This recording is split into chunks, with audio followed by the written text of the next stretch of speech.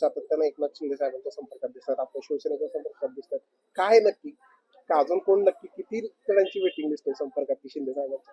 असं काय नाही, तर आमचे दरवाजे उघडे आहेत. शिंदे साहेबांनी सांगितले, ज्याला आवडल पसंत पडेल तो येईल, आम्ही त्याचं स्वागत करू.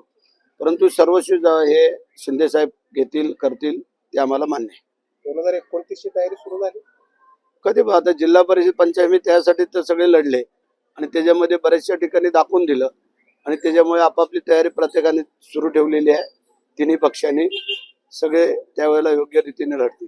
काय असेल 2029 ला शिवसेना? आता 3 वर्ष 3.5 वर्ष अजून बाकी आहेत. आताच नाही काय सांगू शकत, कारण दिवसाला परिस्थिती बदलत चालली. सकाळचं संध्याकाळी दुपारी कुठे आणि दुपारचं संध्याकाळी कुठे आहे हे तुम्ही आम्ही आजचा कोण सांगू शकत नाही.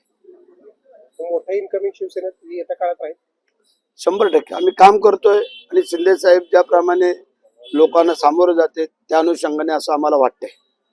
सुनेत्रा पवारांचा की उपमुख्यमंत्री शपथविधी झाला, त्याचा जो ठराव होता गटनेते म्हणून त्याची सभागृह नेते, त्यामध्ये अनेक आमदारांनी सुद्धा सह्या केल्या, असंही रोहित पवार म्हणतात. खरं वाटतंय आमदार तुम्ही नाही, त्याच्यामध्ये आम्ही नाही त्याच्यात काय बोलू शकत. वस्तुस्थिती त्या घरातल्या घरात त्यांना माहिती असेल, परंतु जे काय असेल ते 26 तारखेला कळेल, कारण 26 तारखेला त्यांचं डिक्लेरेशन आहे. आता शासन गंभीर आहे, फडणवीस गंभीर आहे तुम्ही म्हणताय सगळ्या गोष्टी.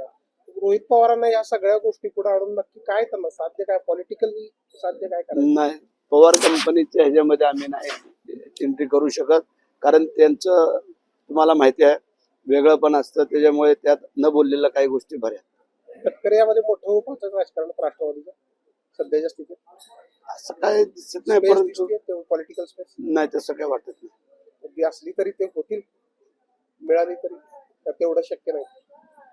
तेवढं शक्य वाटत नाही, कारण पवार कुटुंबीय हे वेगळं आपल्याला सगळ्यांना माहिती आहे. त्यामुळे त्याच्यावरती काही भाष्य न करणं बरं आहे असं आम्हाला वाटतंय.